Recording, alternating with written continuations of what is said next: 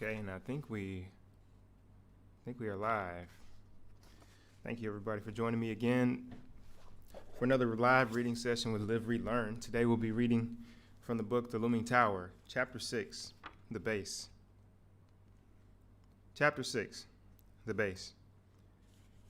By 1986, millions of Afghan refugees had flooded into Pakistan's northwest frontier province, turning Peshawar, the capital, into the prime staging area for the jihad against the Soviet invasion. The streets of the city were a welter of languages and national costumes, achieving a strange and exhilarating cosmopolitanism that cast a spell over everyone who passed through it. Aid workers and freelance mullahs and intelligence agents from around the world set up shop. The underground flow of money and arms created an economic boom in a town that had always feasted on contraband.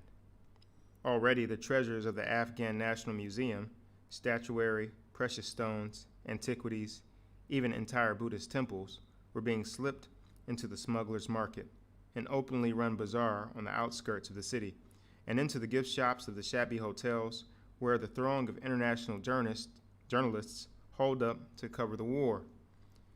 Afghan warlords moved their families into University Town, where the professional class lived among the eucalyptus and the magnolia trees.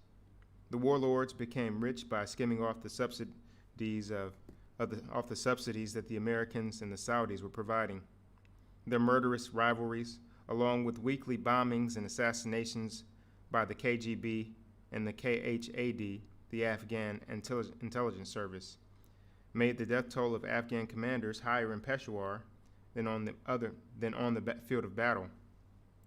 In a city that moved around mainly hand-painted private buses and smoky motorcycle rickshaws that ripped the air like chainsaws, suddenly there were new Mercedes, sedans, and Toyota Land Cruisers navigating among the donkey carts. The air was a blue soup of diesel smoke. Peshawar was transformed into this place where whoever had no place to go went, Osama Rushdie, one of the young Egyptian jihadis, remembered. It was an environment in which a person could go from a bad place to a worse place, and eventually into despair. After finishing his contract with the medical clinic in Jeddah in 1986, Dr. Ayman al-Zawahiri joined the growing Arab community in Peshawar. Rounder now than he had been during his previous visits before his prison years, he boasted that Pakistan was like a second home to him, since he had spent time as a child in the country when his maternal grandfather served there as the Egyptian ambassador. He quickly adapted to wearing the shalwar kameez, the traditional long shirt and loose-fitting pants of the region. His brother Muhammad, who had loyally followed him since childhood, joined him in Peshawar. The brothers had a strong family resemblance, though Muhammad was darker and slightly taller and thinner than Ayman. Soft-spoken and deferential, Muhammad set up al-Jihad's financial pipeline, which ran from Cairo to Pakistan via Saudi Arabia. Zawahiri established his medical practice at a Kuwaiti-backed Red Crescent hospital, which, like most of the aid institutions in the city, was dominated by members of the Muslim Brotherhood. They hated him because of a lengthy diatribe he wrote called Bitter Harvest, in which he attacked the brothers for collaborating with infidel regimes, that is to say, all Arab governments. He called the Brotherhood a tool in the hands of tyrants. He demanded that they publicly renounce constitutions and man-made laws, democracy, elections, and parliament, and declare jihad against the regimes they formerly supported. Privately funded, this handsomely produced book appeared all over Peshawar. They were available free of charge, one of the brothers who was working in Peshawar at the time recalls. When you would go to get food, the clerk would ask you if you wished to have one of these books too. Another of Zawahiri's colleagues from the underground days in Cairo arrived, a physician named Said Imam, whose jihadi moniker was Dr. Fadl. They worked in the same hospital in Peshawar. Like Zawahiri, Dr. Fadl was a writer and theoretician. Because he was older and had been the emir of al-Jihad during Zawahiri's imprisonment, he took over the organization once again. Zawahiri also adopted a nam de guerre. Dr. Abdul Muiz in Arabic means Dr. Abdul Muiz in Arabic, Abd means slave, and Muiz means the bestower of honor, one of the 99 names of God. He and Dr. Fadl immediately set about reestablishing al-Jihad by recruiting new members from the young Egyptians among the Mujahideen. At first, they called themselves the Jihad Organization. Then they changed the name again to Islamic Jihad, but it was still the same, al-Jihad.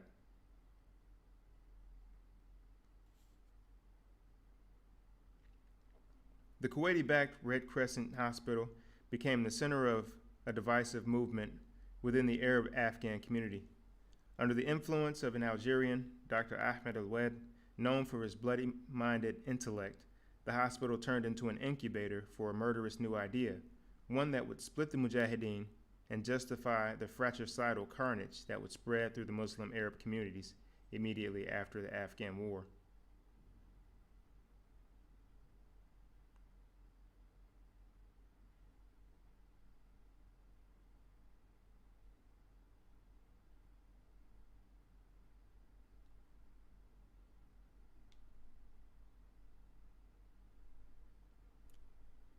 The heresy of takfir, or excommunication,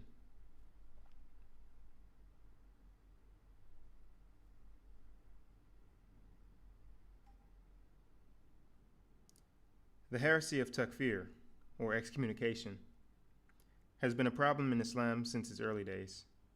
In the mid-7th century, a group known as the Kharijites revolted against the rule of Ali, the fourth caliph. The particular issue that triggered their rebellion was Ali's decision to compromise with a political opponent rather than to wage a fratricidal war. The Kharijites decreed they were the only ones who followed the true tenets of the faith, and that anyone who did not agree with them was an apostate, and that included even Ali, the Prophet's beloved son-in-law, whom they eventually assassinated. Excuse me, I'm going to read that paragraph again. The heresy of takfir, or excommunication, has been a problem in Islam since its early days. In the mid-7th century, a group known as the Kharijites revolted against the rule of Ali, the fourth caliph.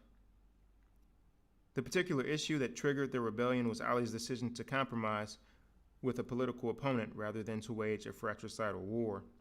The Kharijites decreed that they were the only ones who followed the true tenets of the faith, and that anyone who did not agree with them was an apostate, and that included even Ali, the Prophet's beloved son-in-law, whom they eventually assassinated.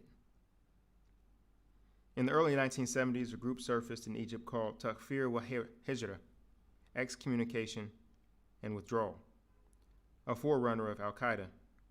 Their leader, Shukri Mustafa, a graduate of the Egyptian concentration camps, attracted a couple of thousand followers.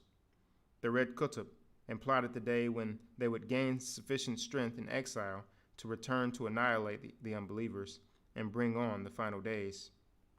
Meanwhile, they wandered in Egypt's western desert, sleeping in mountain grottos.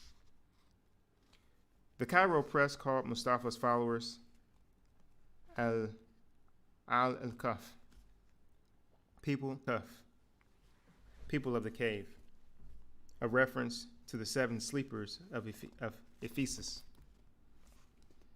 This Christian folktale recounts the story of 7 shepherds who refused to renounce their faith. In punishment, the Roman Emperor Decius had them walled up inside a cave in present-day Turkey. 3 centuries later, according to the legend, the cave was discovered and the sleepers awakened, thinking they had slept only one night. There is an entire surah, or chapter in the Quran, the cave, that refers to this story. Like Shukri Mustafa, bin Laden would fasten onto the imagery that the cave evokes for Muslims. Moreover, the modus operandi of withdrawal, preparation, and dissimulation that would frame the culture of Al-Qaeda's sleeper cells was established by Takfir wa Hijra as early as 1975. 2 years later, members of the group kidnapped a former minister of religious endowments in Cairo, Sheikh Mohammed al-Dahabi, a humble and distinguished scholar who often spoke at the Masjid an-Nur, a mosque Zawahiri had frequented in his youth. When the Egyptian government spurned Shukri Mustafa's demands for money and publicity, Mustafa murdered the old sheikh. His body was found on a Cairo street, hands bound behind him, part of his beard torn away. The Egyptian police quickly rounded up most of the members of Takfir wal-Hijra and brought dozens of them to a hasty trial. Shukri Mustafa and 5 others were executed. With that, the revolutionary concept of expelling Muslims from the faith and thereby justifying their killing seemed to have been stamped out. But in the subterranean discourse of jihad, a mutated form of takfir had taken hold. It still smoldered in Upper Egypt, where Shukri Mustafa had proselytized in his early years and where Dr. Fadl was reared. Remnants of the group supplied Zawahiri's comrades in al-Jihad with the grenades and ammunition used to assassinate Anwar Sadat. Some adherents carried the heresy into North African countries, including Algeria, where Dr. Ahmed learned of it.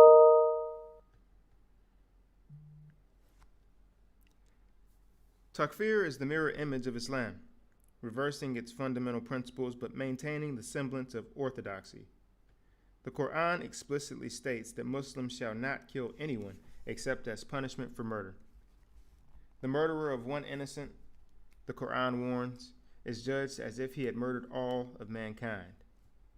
The killing of Muslims is an even greater offense. He who commits such an act, says the Quran, will find that his repayment is hell, remaining in it timelessly forever. How then could groups such as al-Jihad and the Islamic group justify using violence against fellow Muslims in order to come to power?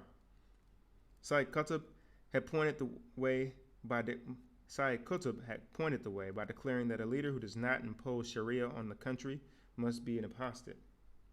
There is a well-known saying of the Prophet that the blood of Muslims cannot be shed except in 3 instances: as punishment for murder, or for marital infidelity, or for turning away from Islam. The pious Anwar Sadat was the first modern victim of the reverse logic of takfir.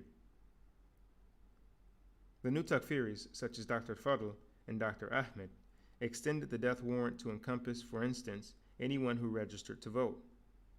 Democracy, in their view, was against Islam because it placed in the hands of people authority that properly belonged to God.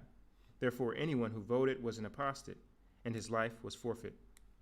So was anyone who disagreed with their joyless understanding of Islam, including the Mujahideen leaders they had ostensibly come to help.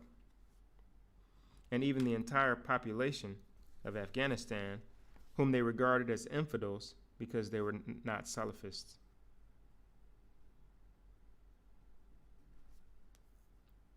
Until he arrived in Peshawar, Zawahiri had never endorsed wholesale murder. He had always approached political change like a surgeon. A speedy and precise coup d'etat was his lifelong ideal. But while he was working in the Red Crescent Hospital with Dr. Fadl and Dr. Ahmed, the moral bonds that separated political resistance from terrorism became more elastic. His friends and former prison mates noticed a change in his personality. The modest, well-mannered doctor who had always been so exacting in his arguments was now strident, antagonistic, and strangely illogical.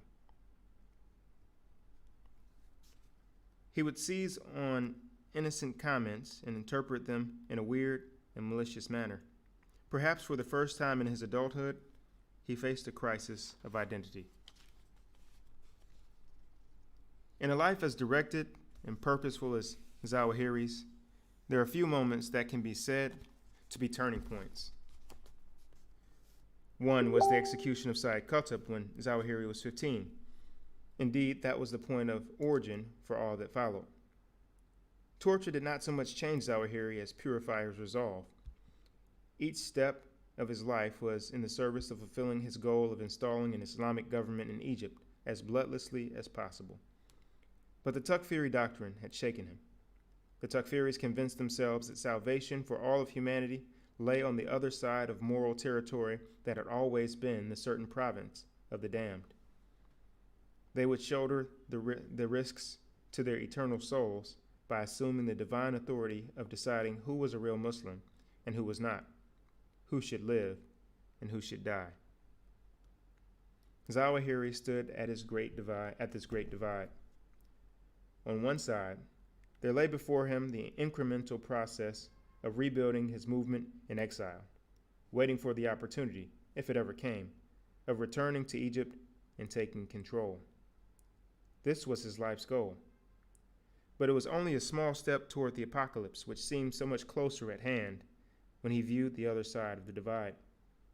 There, across what he must have known was an ocean of blood, was the promise of the universal restoration of true Islam. For the next 10 years, Zawahiri would be pulled in both directions. The Egyptian option was al-jihad, which he had created and defined. The universal option had not yet been named, but it was already taking shape. It should be called Al-Qaeda. Zawahiri's wife, Azza, set up housekeeping in Hyderabad, Pakistan, where many of the other Arabs were living. The wives of al-Jihad kept themselves apart, wearing black abayas and covering their faces in public.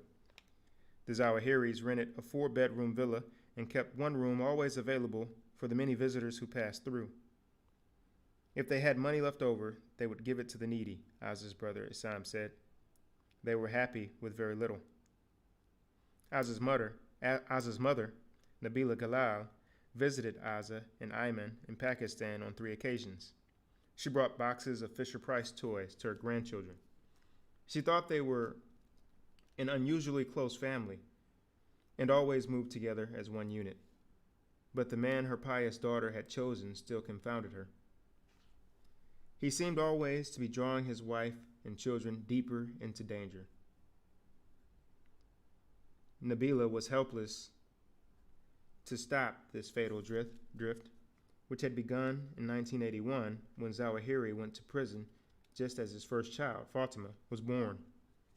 Nabila had taken care of his wife and child until he got out 3 years later, after Zawahiri escaped from Egypt and relocated to Jeddah. Nabila dutifully came to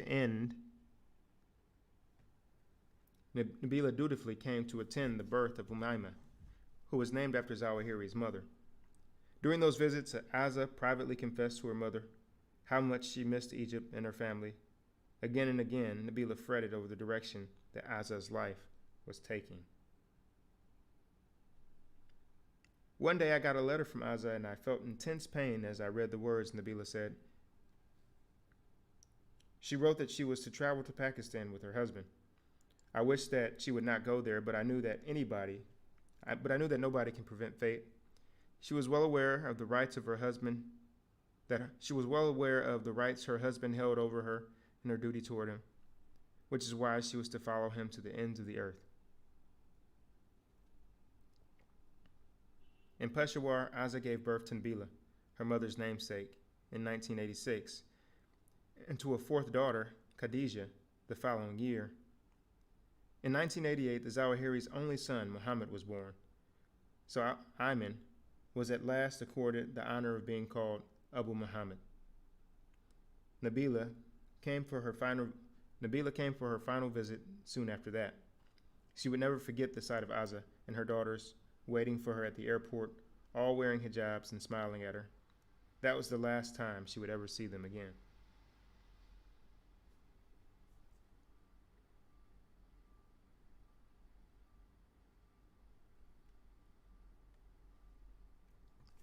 Pause.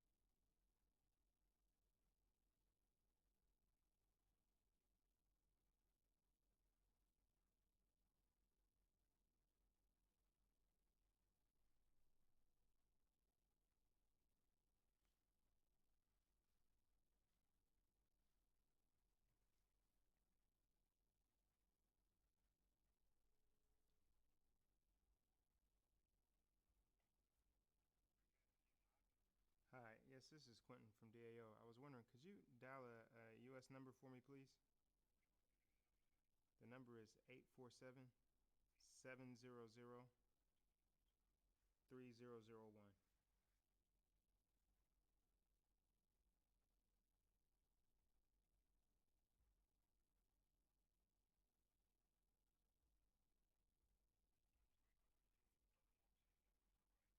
I said the number is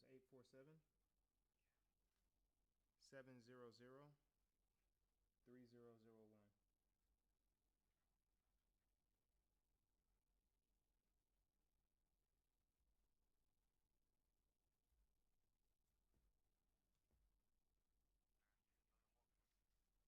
Hmm.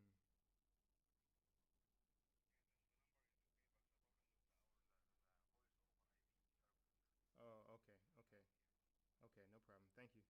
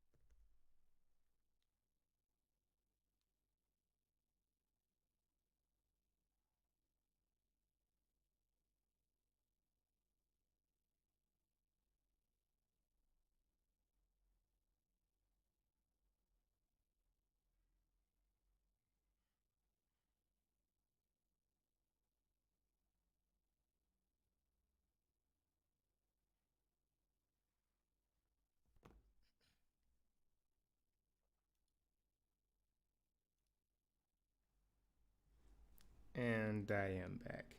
Okay, so where were we? Bin Laden sometimes came to lecture at the hospital where Zawahiri worked. Although the two men had different goals at the time, they had in common much that drew them together.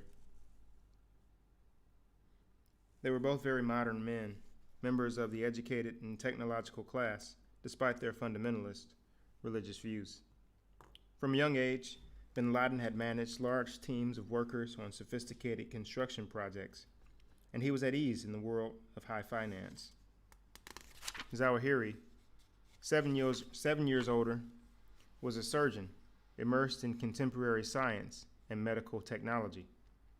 They were both from families that were well known throughout the Arab world. They were quiet-spoken, devout, and politically stifled by the regimes in their own countries. Each man filled a need in the other. Zawahiri wanted money and contacts, which Bin Laden had in abundance. Bin Laden, an idealist given to causes, sought direction. Zawahiri, a seasoned propagandist, supplied it. They were not friends, but allies.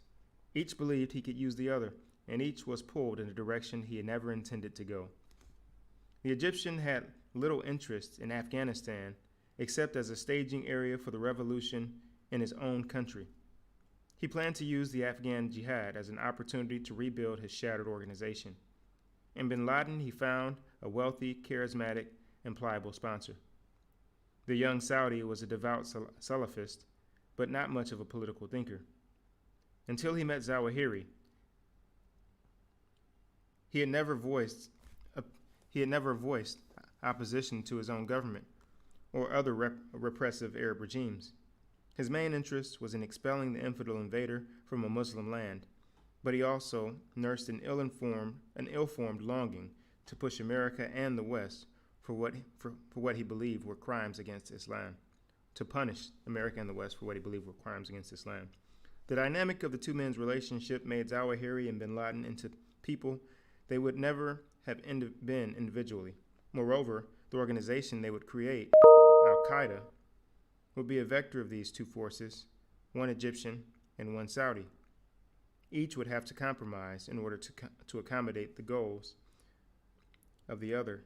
As a result, Al-Qaeda would take a unique path, that of global jihad.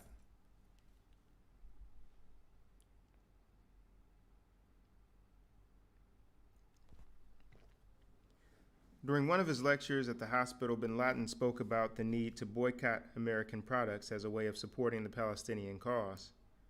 Zawahiri warned him that by attacking America, he was steering into dangerous water. As of now, you should change the way in which you are guarded, Zawahiri said.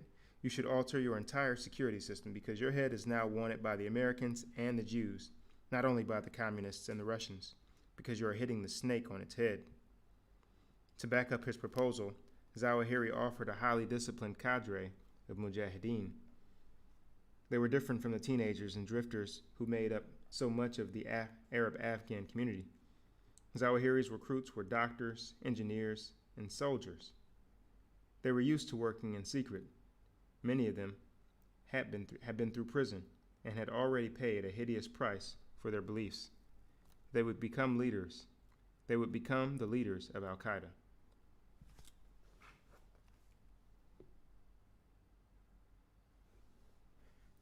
In a few minutes, Zawahiri appeared, identifying himself as Dr. Abdul Muiz. He apologized for the ungracious welcome and invited the men inside for tea and bread. That night, Daraz slept on the floor of the cave next to Zawahiri, who was there to oversee the building of a hospital in one of the tunnels.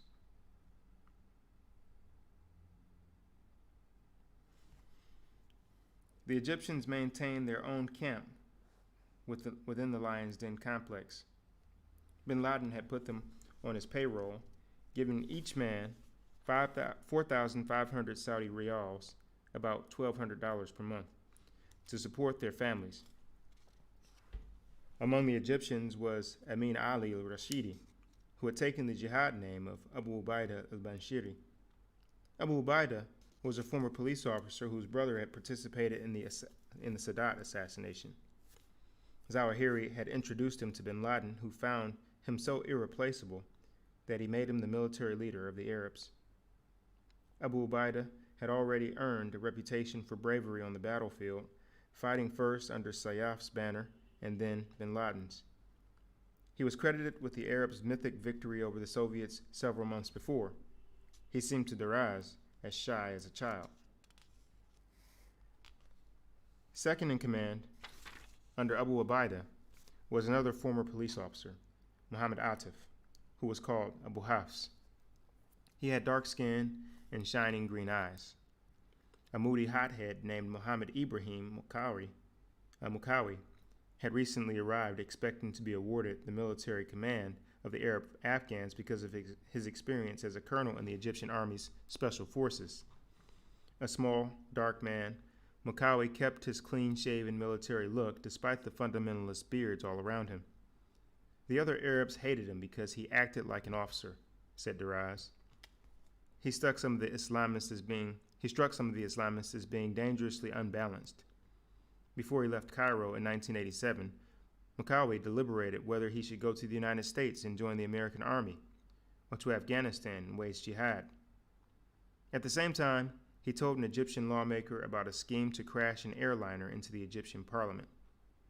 Mukawi may be the same man who took the Nam de Gwar, Saif el-Adl. Only their common determination to overthrow the Egyptian government kept Mukawi and Zawahiri together. Daraz became bin Laden's first biographer. He soon came to notice how the Egyptians formed a barrier around the curiously passive Saudi, who rarely ventured an opinion of his own, preferring to solicit the views of others in his company. This humility, this apparent artlessness on bin Laden's part elicited a protective response from many, including Daraz. He claims he sought to counter the influence of his countrymen, but whenever he tried to speak confidently to bin Laden, the Egyptians would surround the Saudi and drag him into another room. They all had designs on him. Daraz thought bin Laden had the potential to be another Eisenhower by turning his wartime legend into a peaceful political life, but that wasn't Zawahiri's plan. In May 1988, the Soviets began a staged withdrawal from Afghanistan, signaling the end of the war. Slowly, Peshawar shrank back to its shabby former self, and the Afghan Mujahideen leaders started stockpiling weapons, preparing to confront their inevitable new enemies, each other. Bin Laden and his Egyptian handlers were also surveying the future. Zawahiri and Dr. Fadl constantly fed him position papers outlining the Islamic perspective, which reflected their Takfiri tendencies. One of bin Laden's close friends paid a call on him in Peshawar during this period and was told that bin Laden was unavailable because Dr. Ayman was giving him a class in how to become a leader in an international organization. As he groomed bin Laden for the role that he envisioned for him, Zawahiri sought to undermine Sheikh Abdullah Azam, the single great competitor for bin Laden's attention. "I don't know what some people are doing here in Peshawar," Azam complained to his son-in-law Abdullah Anas. "They're talking against the Mujahideen. They have only one point, to create fitna, discord, between me and these volunteers." He singled out Zawahiri as one of the troublemakers. Azam recognized that the real danger was takfir. The heresy that had infected the Arab-Afghan community was spreading and threatened to fatally corrupt the spiritual purity of jihad. The struggle was against non-believers, Azam believed, not within the community of faith, however fractured it might be. He issued a fatwa opposing the training of terrorists with money raised for the Afghan resistance, and he preached that the intentional killing of civilians, especially women and children, was against Islam. And yet Azam himself was in favor of forming a pioneering vanguard along the lines called for by Sayyid Qutb. This vanguard constitutes the solid base, Qaeda, for the hoped-for society Azam wrote in April 1988. Upon this base, the ideal Islamic society would be built. Afghanistan was just the beginning, Azam believed. We shall continue the jihad no matter how long the way, until the last breath and the last beat of the pulse, or until we see the Islamic State established. The property he surveyed for the future of jihad included the Southern Soviet republics Bosnia, the Philippines, Kashmir, Central Asia, Somalia, Eritrea, and Spain, the entire span of the once great Islamic empire. First, however, was Palestine. Azam helped create Hamas, the Palestinian resistance group, which he saw as the neutral extension of the jihad in Afghanistan. Based on the Muslim Brotherhood, Hamas was meant to provide an Islamic counterweight to Yasser Arafat's secular Palestinian Liberation Organization. Azam sought to train brigades of Hamas fighters in Afghanistan who would then return to carry on the battle against Israel. Azam's plans for Palestine, however, ran counter to Zawahiri's intention of stirring revolution within the Islamic countries, especially in Egypt. Azam fiercely opposed a war of Muslim against Muslim. As the war against the Soviets wound down, this dispute over the future of jihad was defined by these two strong-willed men. The prize they fought over was a rich and impressionable young Saudi who had his own dreams.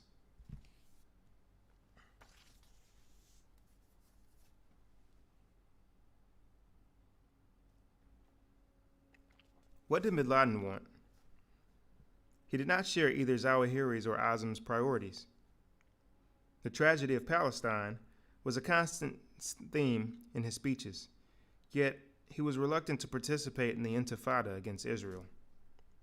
Like Azam, bin Laden hated Yasser Arafat because he was a secularist, nor did he relish the prospect of a war against Arab governments. At the time, he envisioned moving the struggle to Kashmir, the Philippines, and particularly the Central Asian republics where he could continue the jihad against the Soviet Union. Notably, the United States was not yet on anyone's list. The vanguard he would create was primarily to fight against communism. One fateful day in Peshawar, August 11, 1988, Sheikh Abdullah Azam called a meeting to discuss the future of jihad. Bin Laden, Abu Hafs, Abu Ubaidah, Abu Hajar, Dr. Fadl, and Wa'il Julaidan were present. These men were bound by uncommon experiences, but profoundly divided by their goals and philosophies. One of Azam's objectives was to make sure that, in the event of an Afghan civil war, the Arabs were not involved. His former stance of scattering the Arabs among the various commanders could prove disastrous if the Afghans began fighting each other. He had come to agree with bin Laden about the need to establish a separate Arab group, although they differed on the direction it should take. The Takfiris, Hafs, Ubaidah, and Fadl, were mainly interested in taking over Egypt, but they wanted to have a say in the latest venture. Abu Hajar, the Iraqi Kurd, was always suspicious of the Egyptians and inclined to oppose them on principle, but was also the most militant among them, and it was difficult to know which side he would support. Although Azam chaired the meeting, the comments were directed at bin Laden because everyone understood that the fate of jihad was in his hands, not theirs. According to Abu Ridda's sketchy, handwritten notes of the meeting, the man began with 3 general talking points. A. Do you take the opinion of Sheikh Abdullah, knowing that the Sheikh's military gang has ended? B. This future project is in the interest of the Egyptian brothers. C. The next stage is our foreign work. Disagreement is present. Weapons are plenty. The men observed that it had been more than a year since the construction of the Lion's Den, but it was little more than a training camp.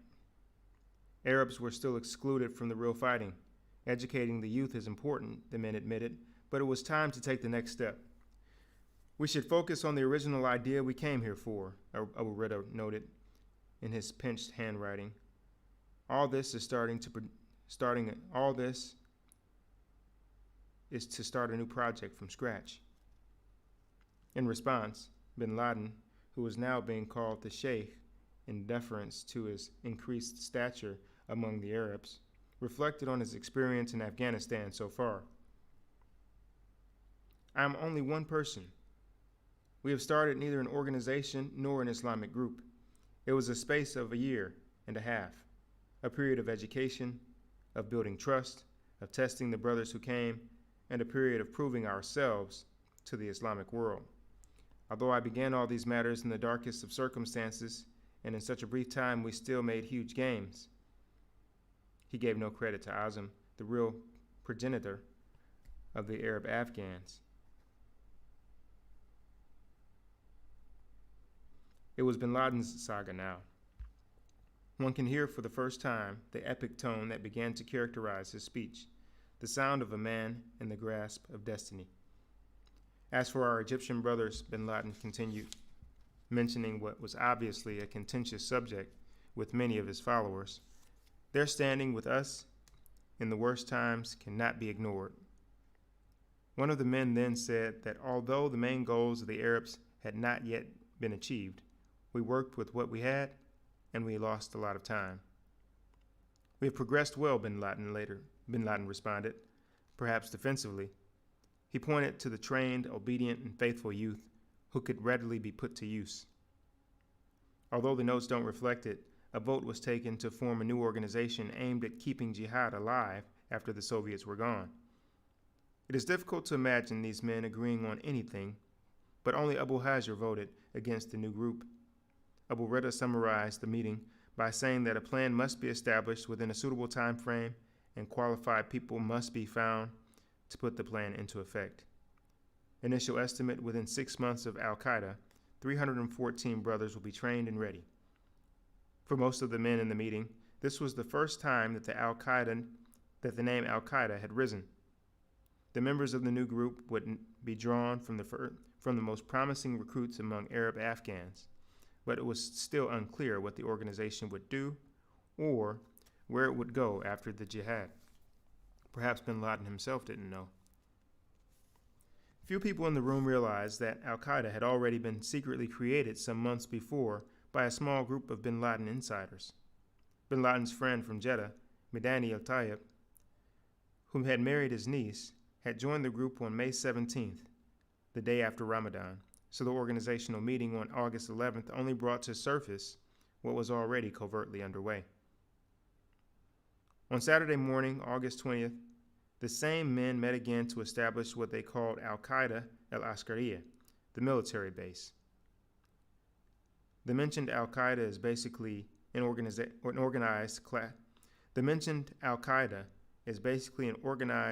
Islamic faction.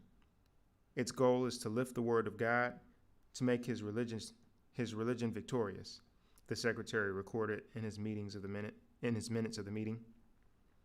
The founders divided the military work, as they termed it, into 2 parts: limited duration, in which the Arabs would be trained and placed with Afghan mujahideen for the remainder of the war, and open duration, in which they enter a testing camp and the best brothers of them are chosen.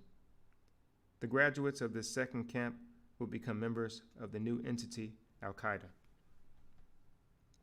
The secretary listed the requirements of those who sought to join this new organization: members of the open duration, listening and obedient, good manners, referred from a trusted source, obeying statutes and instructions of Al-Qaeda.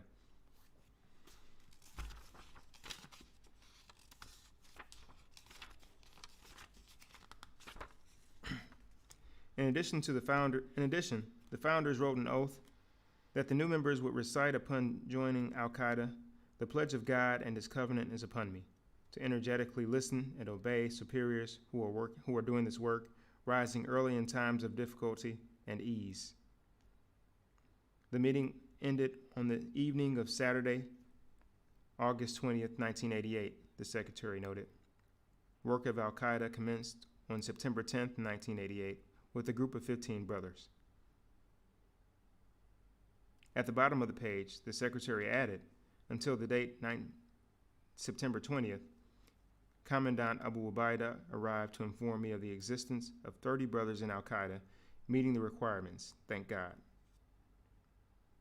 Bin Laden attached no special meaning to the name of the new group. Brother Abu Ubaidah al-Banshiri, God rest his soul, formed a camp to train youth to fight against the oppressive, atheist, and truly terrorist Soviet Union, he later stated. We called that place Al-Qaeda in the sense that it was a training base, and that is where the name came from.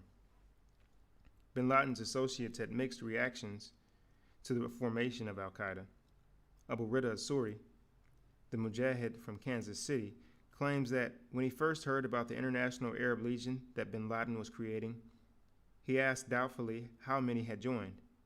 60, Bin Laden lied. How are you going to transport them? Abu Rida asked. Air France? The formation of Al-Qaeda gave the Arab Afghans something else to fight over. Every enterprise that arose in the sparsely populated cultural landscape was contested, and any head that rose above the crowd was a target. The ongoing jihad in Afghanistan became an afterthought in the war of words and ideas that was being fought in the mosques. Even the Venerable Services Bureau, which Bin Laden and Azam had established to assist the Arabs in their desire to join the jihad, was slandered as a CIA front and Azam as an American stooge. At the root of these quarrels was the usual culprit, money. Peshawar was the funnel through which cash poured into the jihad and the vast relief effort to help the refugees. The main pool of funds, the hundreds of millions of dollars from the United States and Saudi Arabia doled out by the Pakistani Inter-Services Intelligence each year to Afghan warlords, was drying up as the Soviets prepared to leave. Scarcity only fed the frenzy over what remained. The international aid agencies, private charities, and Bin Laden's pockets. From the beginning, the Egyptians who were sponsoring Bin Laden saw Azam as a formidable obstacle. No one among the Arabs enjoyed equal prestige.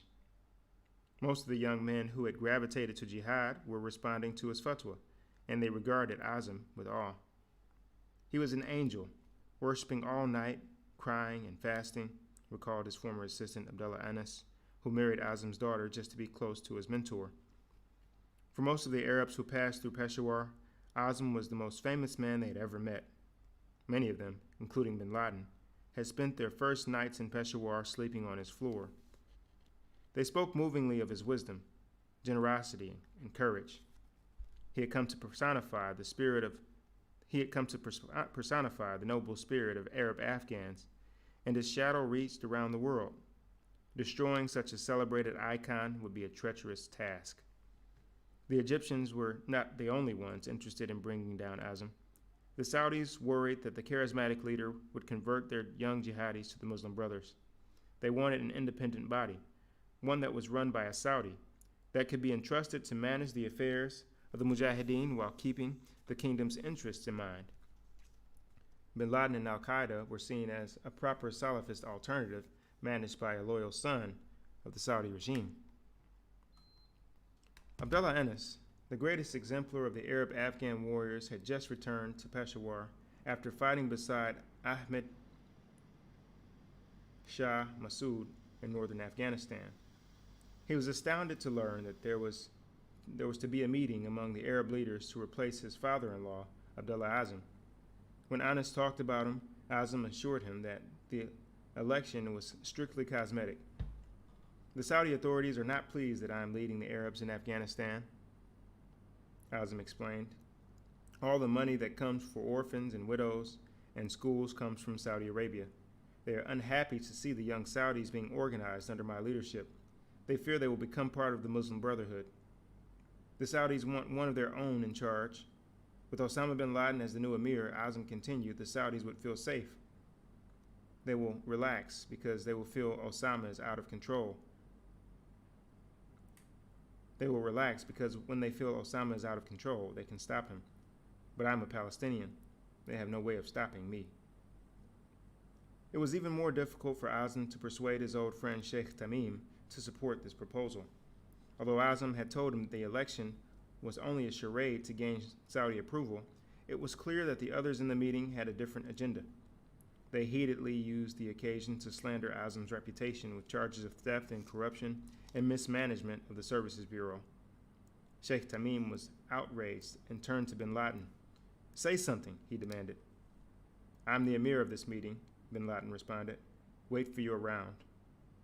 "Who told you that you are my emir?" Tamim began weeping.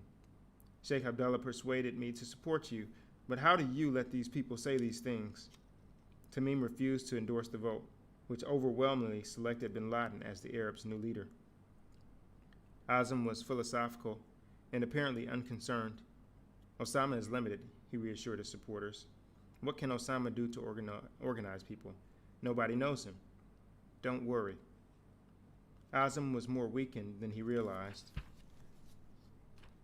One of Zawahiri's men, Abu Abdul Rahman, a Canadian citizen of Egyptian origin, lodged a complaint against Azam.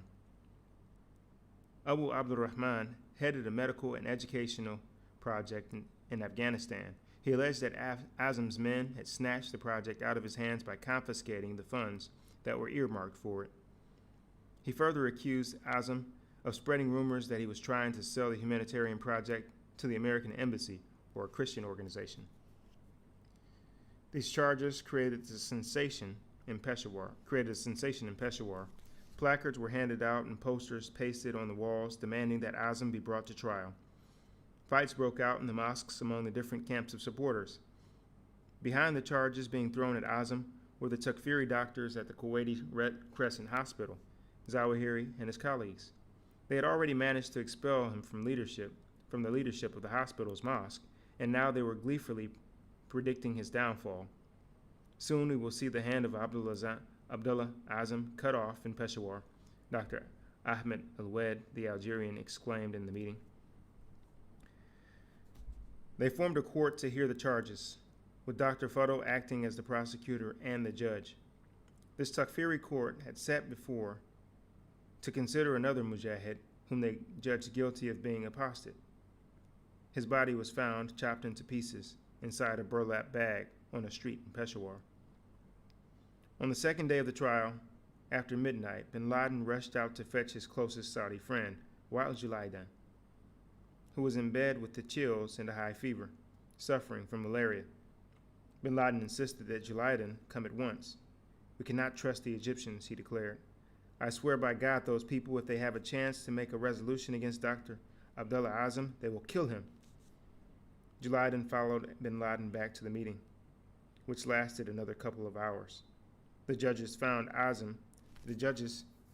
Azam and ordered the charity returned to Abu Abdurrahman's control. But thanks to bin Laden's intervention, they spared Azam the disgrace of public mutilation.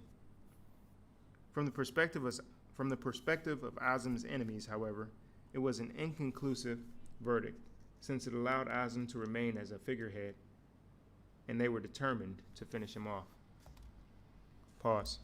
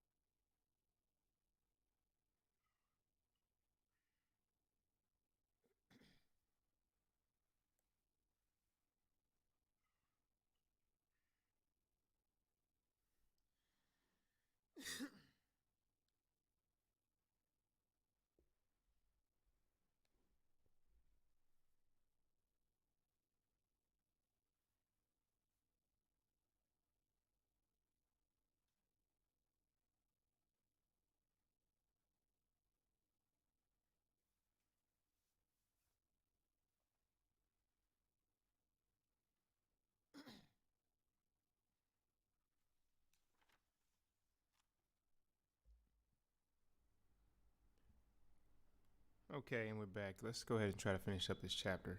Excuse me for that. I just needed a break. And we're ready to go. I thought we were ready to go. Yes, we're ready to go. General Boris V. Gromov, the commander of Soviet forces in Afghanistan, walked across the Friendship Bridge into Uzbekistan on February 15, 1989. There's not a single Soviet soldier or officer left behind me, the general remarked. Our 9-year stay ends with this. The Soviets had lost 15,000 lives and suffered more than 30,000 casualties. Between 1 million and 2 million Afghans perished, perhaps 90% of them civilians. Villages were razed, crops and livestock destroyed, the landscape studded with mines. A third of the population sheltered in refugee camps in Pakistan or Iran. The Afghan Communist government remained in Kabul, however, and the jihad entered a confusing new period.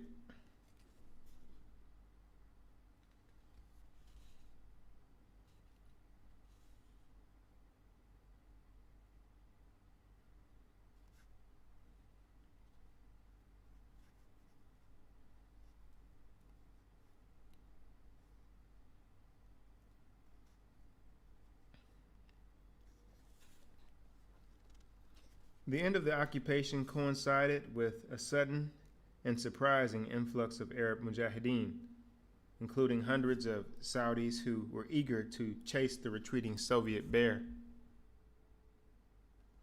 According to Pakistan government statistics, more than 6,000 Arabs came to take part in the jihad from 1987 to 1993, twice the number who came for the war against the Soviet occupation. These young men were different. From the small cadre of believers who had been lured to Afghanistan by Abdullah Azam. They were men with large amounts of money and boiling emotions, an Al-Qaeda diarist noted. Pampered kids from the Persian Gulf came on excursions, staying in air-conditioned cargo containers. They were supplied with RPGs and Kalashnikovs, which they could fire into the air, and then they could return home boasting of their adventure. Many of them were newly religious high school or university students with no history and no one to vouch for them.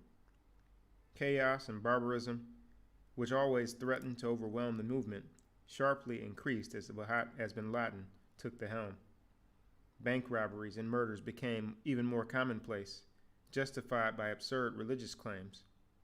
A group of Takfiris even held up a truck from an Islamic aid agency, absolving their action by saying that the Saudis were infidels.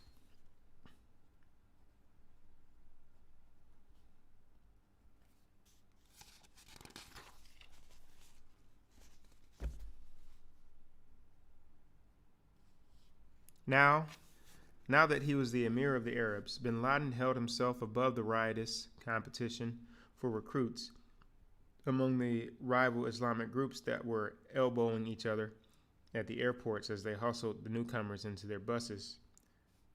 The wrangling was especially nasty among the Egyptians. The two main Egyptian organizations, the Islamic group led by Sheikh Omar Abdul Rahman and Zawahiri's al-Jihad, set up competing guest houses, and they began publishing magazines and broadsides with little purpose other than to vilify each other. Among the accusations made by the Islamic group against Zawahiri were that he had sold arms for gold, which he deposited in a Swiss bank account, and that he was an agent for the Americans, the universal charge of treason. In turn, Zawahiri wrote a tract attacking Sheikh Omar titled "The Blind Leader," in which he recapitulated their prison quarrels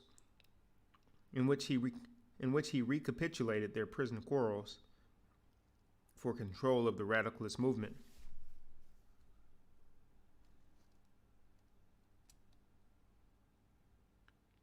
The unstated cause of these slanderous salvos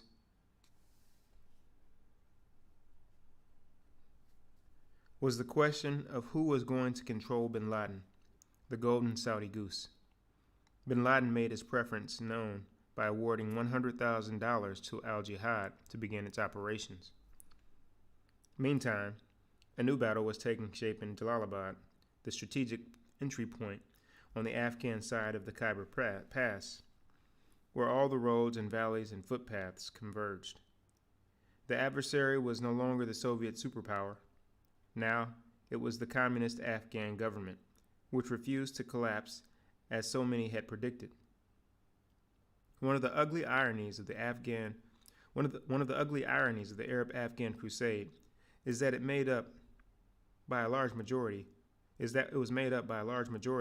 of Muslims who came to fight Muslims, not Saudi invaders. The siege of Jalalabad was supposed to close the curtain on communist rule in Afghanistan. Emboldened by the Soviet withdrawal, the Mujahideen had contemptuously decided to mount a frontal assault on the Afghan position.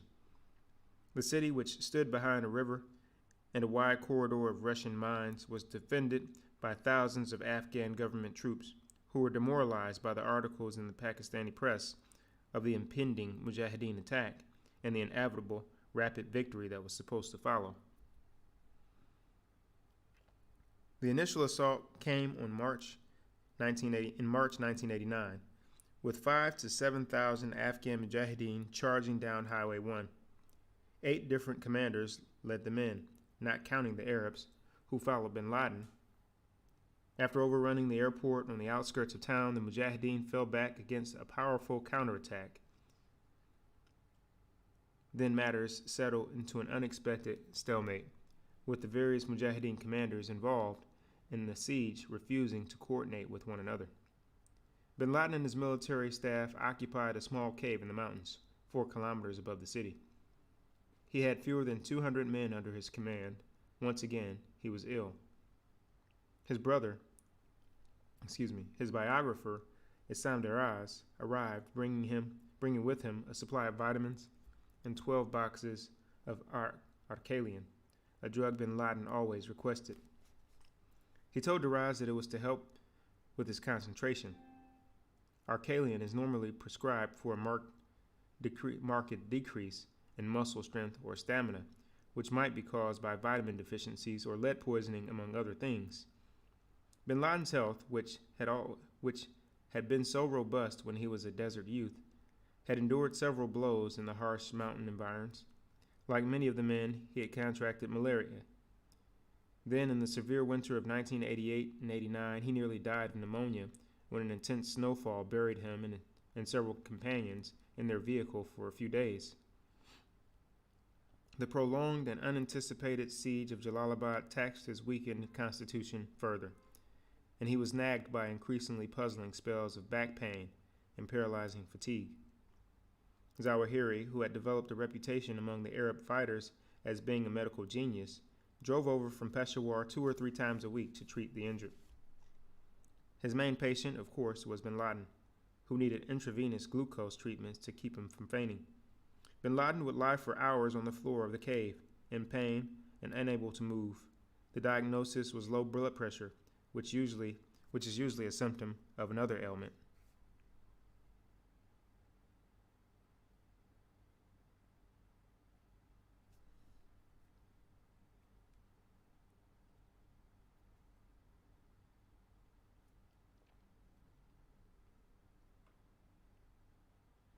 Whatever bin Laden's health problems were, the friendship between him and Zawahiri would always be complicated by the fact that one placed his life in the hands of the other. Afghan bombers flew 20 sorties a day, pummeling the Mujahideen infantry with cluster bombs. Bin Laden and his men were dug into a trench between 2 mountain positions. On one occasion, bin Laden was awaiting a glucose transfusion from Zawahiri, who set up a metal pole to hold the bottle and then inserted the IV tube into the bottle.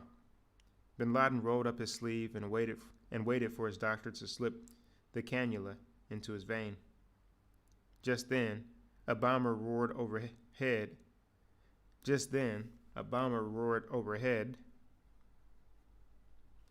at a low altitude, followed by explosions that shook the mountains.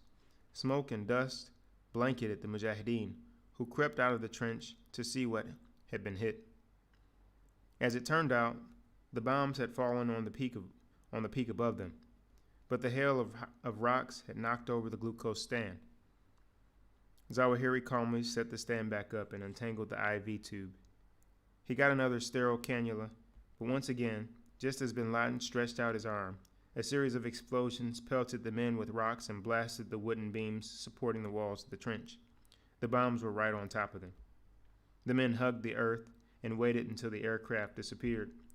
Then Zawahiri collected the stand and the same glucose bottle which, this time, had been hurled across the trench. By now, the men had become fixated on the bottle, as if it were a living entity with a secret, the Raz recalled.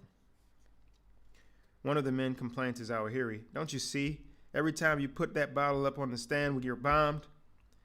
Zawahiri laughed and refused to switch to another glucose bottle. "It's merely a coincidence," he said.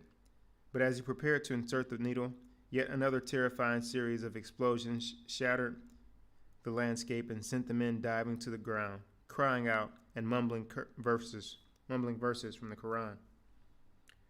The timbers holding the roof were blown apart and the trench was opened to the sky. Then came a cry that they were being attacked with poison gas. They quickly put on their gas masks.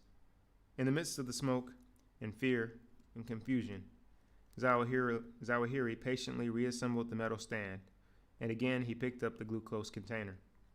Everyone in the trench began to shout at him, "Throw the bottle outside, don't touch it." Bin Laden tried to remind them that evil omens are forbidden in Islam, but as Zawahiri started to attach the IV tube, one of the Saudis stood up and wordlessly took the glucose bottle out of Zawahiri's hands and hurled it out of the trench.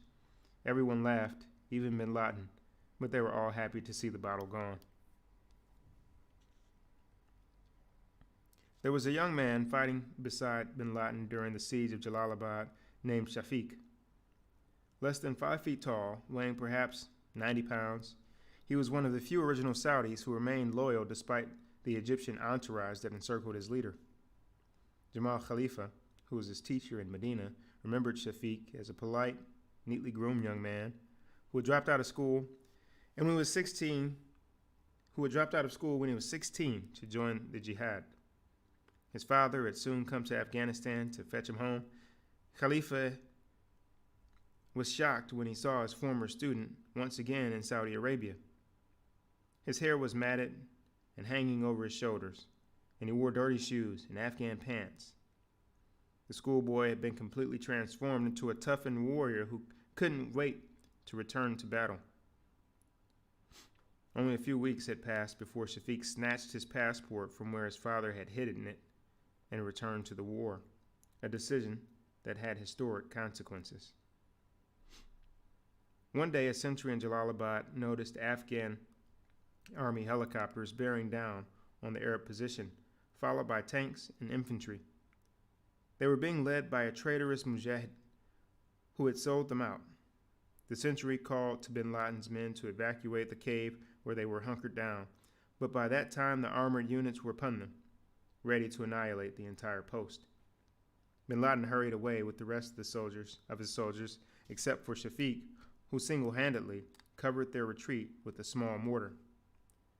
Without the few moments of relief that Shafiq provided, Bin Laden would likely have died in Jalalabad, along with his unrealized dream.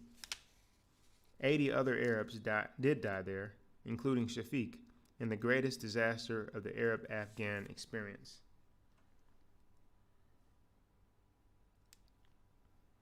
Al-Qaeda held its first recruitment meeting in the Farouk camp near coast Afghanistan shortly after the debacle in Jalalabad.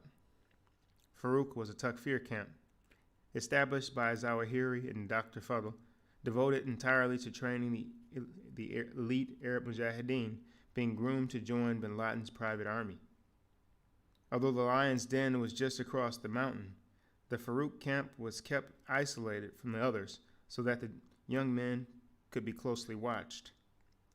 Those chosen were young, zealous, and obedient. They were given a bonus and were told to bid farewell to their families. The majority of the Leadership Council set up to advise bin Laden were Egyptians, including Zawahiri, Abu Hafs, Abu Ubaidah, and Dr. Fadl. Also represented were members from Algeria, Libya, and Oman.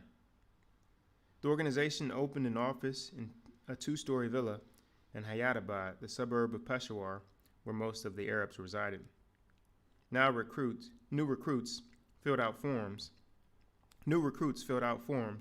in triplicate, signed their oath of loyalty to bin Laden, and swore themselves to secrecy.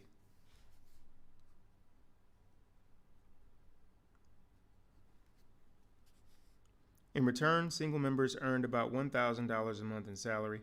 Married members received In turn, single members earned about $1,000 a month in salary. Married members received $1,500. Everyone got a round-trip ticket home each year and a month of vacation. There was a health care plan, and for those who changed their mind, a buyout option. They received $2,400 and went their own way. They received $2,400 and went on their way. From the beginning, Al-Qaeda presented itself as an attractive employment opportunity for men whose education and careers had been curtailed by jihad.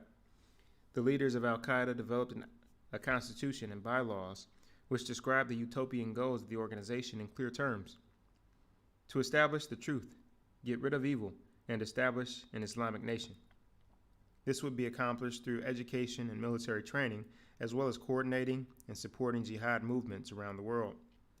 The group would be led by a commander who was impartial, resolute, trustworthy, patient, and just. He should have at least 7 years of jihad experience and preferably a college degree. Among his duties were appointing a council of advisors to meet each month, establishing a budget, and deciding on a yearly plan of action. One can appreciate the ambition of Al-Qaeda by looking at its bureaucratic structure, which included committees devoted to military affairs, politics, information, administration, security, and surveillance. The military committee had subsections dedicated to training, operations, research, and nuclear weapons. After the failure of Jalalabad, the Afghan Mujahideen succumbed to a cataclysmic civil war. The strongest parties in this fratricide were Gulbuddin Hekmatyar and Ahmed Shah Massoud. Both were ruthless, charismatic leaders. Both were ruthless,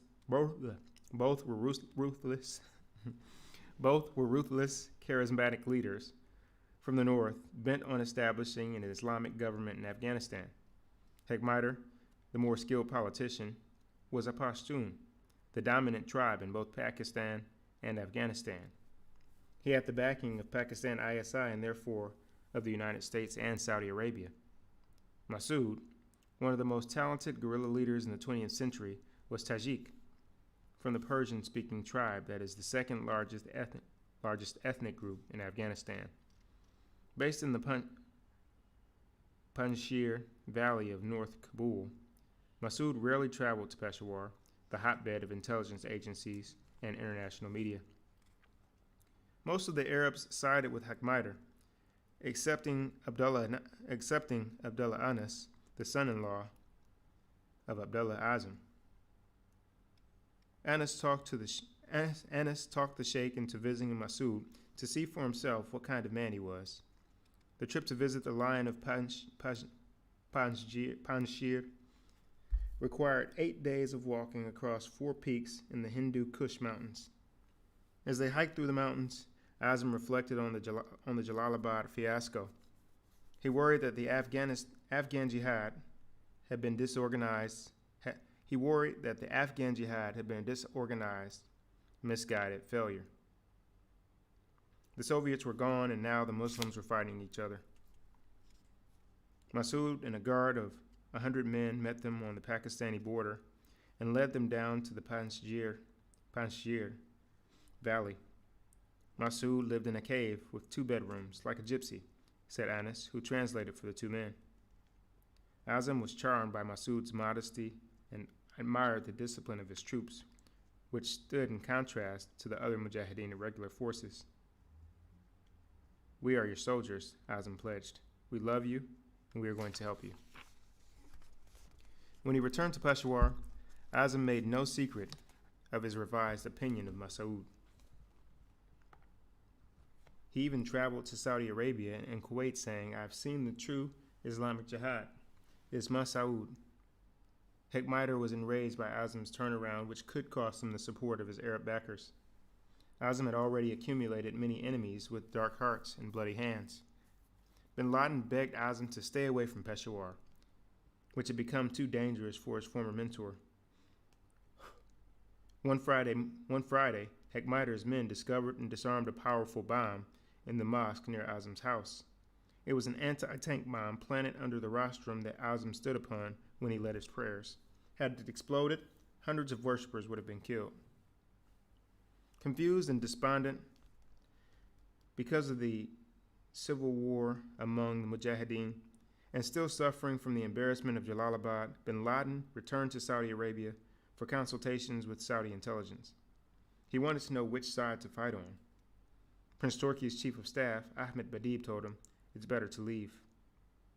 Before he quit Peshawar entirely, Bin Laden returned to say farewell to Azam. Bin Laden's rise had left Azam vulnerable, but somehow their friendship survived. They embraced for a long time, and both men shed many tears, as if they knew that they would never see each other again.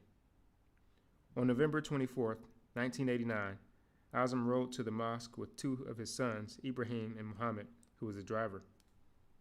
As Muhammad was parking, a roadside bomb made from 20 kilograms of TNT exploded with such force that the car shattered. Body parts were strewn over the trees and power lines. A leg of one of his children flew through a shop window 100 yards away. But Azam's body, it is said, was found peacefully resting against a wall, completely intact, not at all disfigured. Earlier that Friday, on the streets of Peshawar, Azam's main rival, Ayman Zawahiri, had been spreading rumors that Azam was working for the Americans. The next day, he was at Azam's funeral, praising the martyred sheikh, as did his many other jubilant enemies.